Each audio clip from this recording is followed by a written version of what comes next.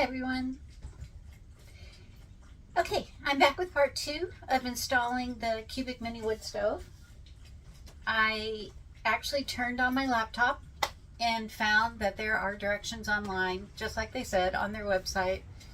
I was looking on my phone for the directions. They had a code that you could scan, and I kept scanning it on my phone and the directions didn't show up, but they did show up on my laptop. So anyway, now I know the directions to how to install this and all the parts that I bought, and also how to start a fire in the cubic mini wood stove. I didn't do it right. You're supposed to warm up the stove by putting starter materials in there, getting it warmed up before you put the wood in, putting it together.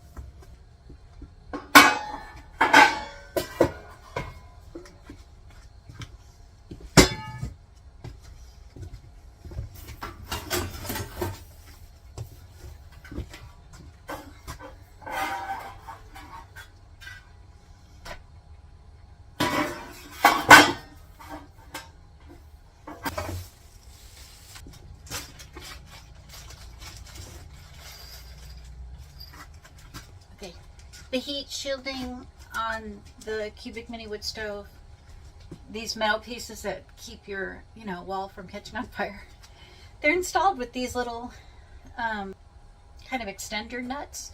The bolt goes through that, so the piece of metal that's the shielding is that much away from the wall, so that's pretty cool. Okay, so some of the screws that are included are Phillips head, which is just the straightforward drill bit that you normally expect to use, and then some of them are these 4 square ones where it's like a square head drill bit, so you're gonna have to change out drill bits to do this.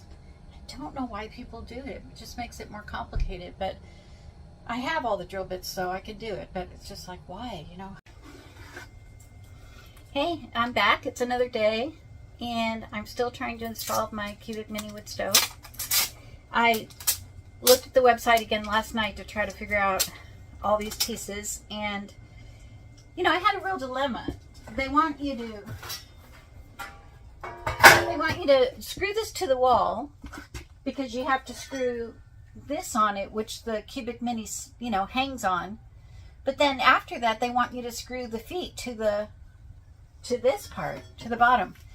And last night I went to bed not knowing how I was going to do that, and this morning I realized that I could screw up from beneath the countertop. The countertop is wood, so I could screw right through it, and that's what I'm going to do. So right now I'm going to try to install this on the back, hang the cubic mini on it, and then screw up through the countertop to attach the feet to this part. So I don't know, it seems like I'm not doing it right, but as long as it works, I don't really care how I do it. And this is after me looking at the instructions. I looked a really long time. So I'm going to do something really ridiculous right now. If you're a construction worker, please look away.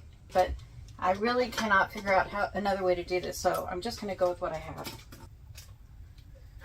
But this is the ridiculous part. These screws don't fit. Their screws don't fit this either. It's not like they're tight. They're loose. So anyway, here I go.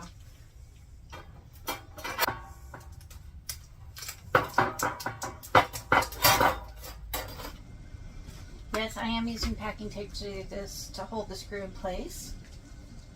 I know that's not the right way, so I tend to do things however I can get them done, and I get a lot done. It just takes a while and I'm not really sure what I'm doing. Okay, I taped these to the front to keep the screw in while I'm putting the these extenders on. I don't feel as bad about this one though, because I did look at the instructions and I still couldn't figure it out. So, okay. So now we're ready to screw this into the wall. And I had made guide holes before.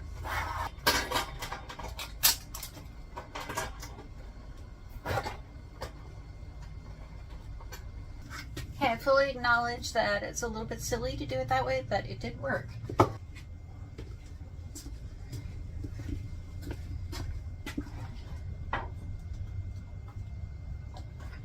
Okay, the bracket is screwed in on the back plate.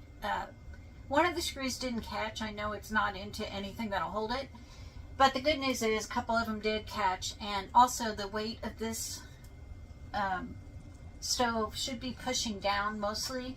It just needs to be attached to the wall so that it doesn't move around when I'm driving. But the fact that I'm sitting it, on its feet makes me feel a lot better about it.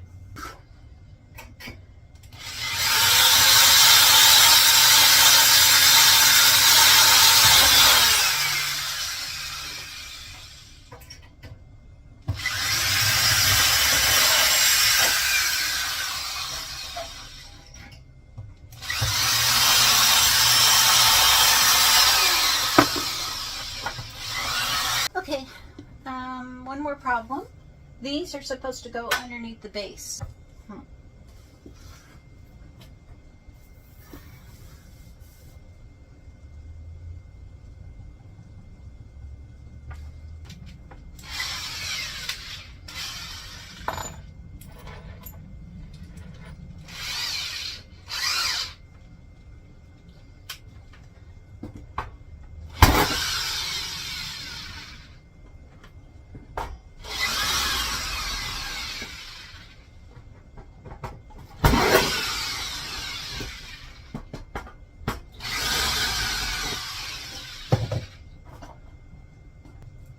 That's lucky.